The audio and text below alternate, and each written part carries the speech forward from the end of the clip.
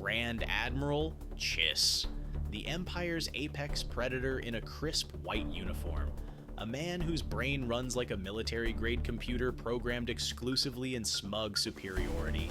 The one officer who could stroll into a room full of blaster fire, tilt his head at a mural in the corner and say, "Ah, they will flank us from the west in precisely 42 seconds," and be right. For years, he was the Empire's ace in the hole, a scholar warrior who believed art was the key to understanding the soul of one's enemy.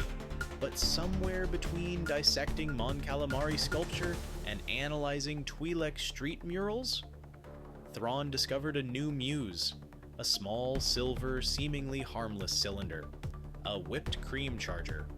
It started innocently, a diplomatic reception, a Corellian trifle topped with cream. One taste, one question about the gas, one curious inspection of the cartridge, and suddenly Thrawn was staring at it like it was the Rosetta Stone of warfare. Now, the Chimaera's private quarters are no longer a pristine gallery of alien artifacts. They're a battlefield of art canvases and hundreds, maybe thousands, of discarded chargers. The floor crunches when you walk on it. The air smells faintly of dessert and medical oxygen. The man once known for meticulous uniform creases now attends staff briefings barefoot, whipped cream dispenser in hand, pupils the size of Star Destroyer hangar bays. Tactical maps are still projected, but his pointers linger too long on swirls, curves, vibes, in the fleet formations that only he can see. Crew members whisper that he's been caught in the dead of night crouched in front of a Bothan tapestry, inhaling a fresh charger and muttering about how the negative space knows my name. An ensign swears he heard Thrawn tell a stormtrooper, "The Alderaanian pottery in my quarters. It's flirting with me." This is the Empire's greatest strategist. This is the man who could have crushed the rebellion. And now, he's trying to win galactic war. One nitrous high at a time. Within weeks, the Chimaera was running less like a warship and more like a high-end bakery with guns. Supply officers were filing urgent requests for compressed dairy agents in quantities normally reserved for fuel shipments. Logistics tried to push back. Logistics lost. Thrawn didn't just indulge, he integrated. Pre-battle briefings now began with him taking a long pull from a freshly loaded dispenser, exhaling slowly, then gliding across the holomap with a finger. "Note the curvature of their flanking formation," he'd say, eyes half-lidded. "It reflects the brushwork of Corosian watercolors. Therefore, our counterattack must be in the key of C minor." His orders became more abstract, but frighteningly, sometimes they worked. One engagement against the Mon Cala was won entirely because Thrawn had the fleet paint their hulls in swirling spiral patterns to distract the aquatic mind. Mon Cala captains reportedly spent precious minutes debating whether the Imperials were taunting them or inviting them to a festival. He even started modifying stormtrooper armor designs mid-campaign, adding flowing lines, new colors, geometric energy sigils. No one understood but him. When a junior officer asked for clarification, Thrawn simply said, "The enemy will misinterpret." That is the point. Soon the crew realized, the more canisters on the floor in Thrawn's quarters, the stranger the orders in the next battle. The man was weaponizing nitrous oxide as a tactical variable. And the terrifying part? Half the time, it was working. By month 3, Imperial procurement was in chaos. The Chimaera's official cargo manifests no longer read like those of a warship. There were no munition shortages and no fuel rations, just page after page of whipped cream chargers, industrial dispensers, and miscellaneous dairy apparatus, in classified quantities. Quartermasters on other Star Destroyers were furious.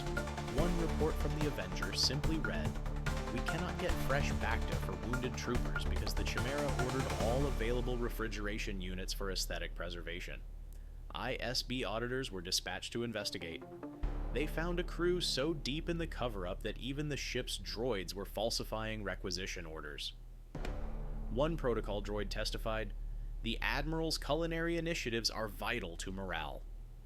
In port, dock workers whispered about the blue ghost who would slip down to the loading bay at 0300 hours, personally inspect the nitrous shipments, and vanish without a sound. Some swore they heard him murmur, "Perfect. This will turn the tide at Sullust," while cradling a box of chargers like a newborn. Black market prices for whipped cream cartridges skyrocketed in the unknown regions. Pirates hijacked cargo freighters just for the nitrous. One hut tried to corner the market and wound up in an unmarked grave after an unfortunate airlock malfunction.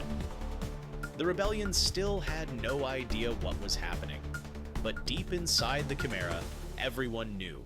If the Admiral ran out of whippets, the war was over one way or another. The first rebel squadron to face Thrawn's enhanced tactics assumed they were walking into another precision-engineered Imperial trap. In a way, they were just not the kind anyone in the history of naval warfare had trained for. When the Chimaera emerged from hyperspace, it was flanked by 2 star destroyers painted in enormous hypnotic spiral patterns that stretched from prow to stern. The paint jobs shimmered in the starlight, painstakingly applied in gradients. Thrawn swore would destabilize the enemy's subconscious.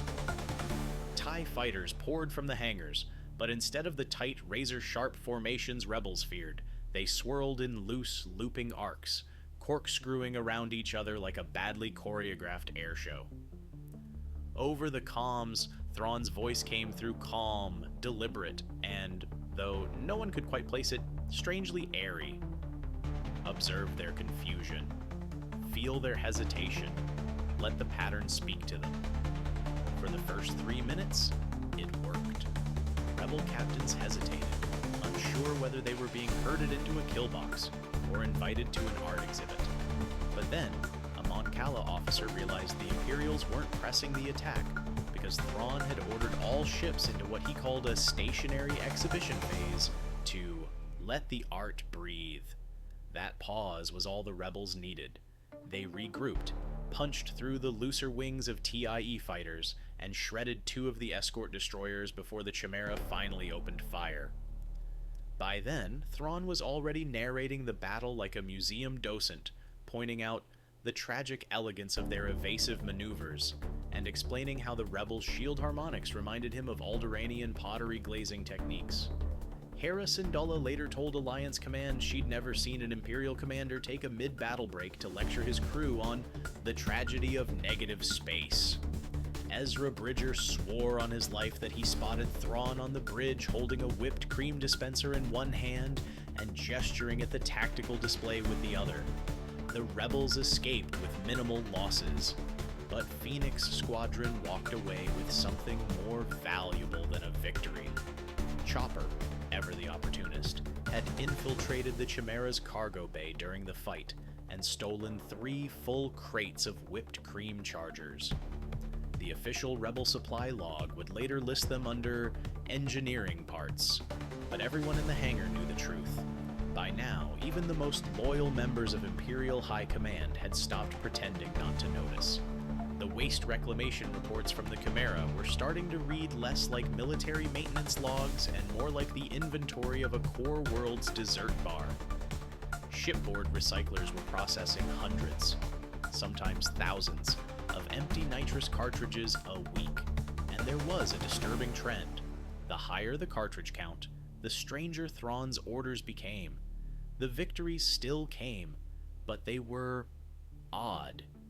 An entire rebel cell captured on Lothal because Thrawn convinced them to walk straight into an ambush disguised as a public art festival. A New Republic convoy destroyed only after the Chimaera held position for 9 minutes to let the firing lines harmonize with the curvature of the nebula. These weren't operations, they were installations. Governor Pryce was eventually dispatched under the official pretense of observing fleet efficiency in the unknown regions. In reality, her mission was much simpler. Find out what the hell is going on and make it stop. She arrived unannounced, marched through the pristine corridors of the Chimaera, and opened the doors to Thrawn's ready room, only to stop dead in her tracks. The normally immaculate chamber looked like a Chiss warlord's fever dream. Priceless artifacts leaned haphazardly against the walls, Canvases sat propped on empty ration crates, and half the deck space was littered with data pads and sketch hollows. At the center of it all, cross-legged and barefoot, sat Grand Admiral Thrawn himself, surrounded by a shimmering halo of discarded silver chargers that caught the light. He was mid-lecture, speaking to no one in particular, gesturing at a hovering hologram of a Twi'lek street mural. His voice was calm, precise, but there was a lazy softness to it, a rhythm that suggested either deep meditation or a man who had been floating on dessert gas for most of the afternoon. "Notice how the brush strokes resist the frame," he said, tapping the dispenser in his hand against the holomap as if it were a pointer. "This tension between constraint and chaos, it mirrors the Alliance's scatter formations. You see, Governor, the composition itself is the battle plan Pryce cut in sharply, trying to pull the conversation toward matters of supply discipline, fleet readiness, and the increasingly suspicious black market surge in whipped cream charger prices." Thrawn didn't flinch. He loaded a fresh cartridge into the dispenser with the precision of a man arming a blaster, took a long inhale, and exhaled. "Governor," he said finally, his crimson eyes fixed on her in a way that made her feel both scrutinized and dismissed. "The clarity this brings, it is irreplaceable. Without it, I would be fighting blind." She told him flatly that she could take her findings directly to the Emperor. Thrawn's lips curved into the faintest smile. "Then," he replied, "I shall prepare a visual presentation." Palpatine appreciates art. Pryce didn't file the report. She didn't even mention it in her next transmission to Coruscant. Those who served under Thrawn learned quickly that investigating the Grand Admiral's creative process ended in one of two ways.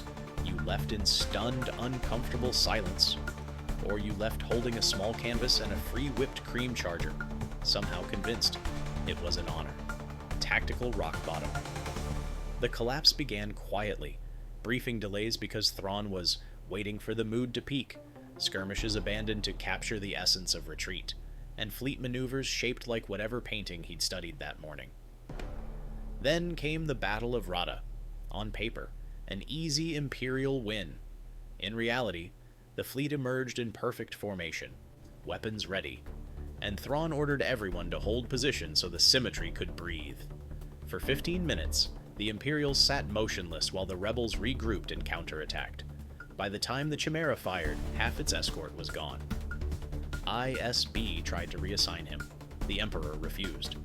But the Great Charger shortage soon forced High Command's hand. Entire sectors were out of nitrous because the Chimaera had consumed it all.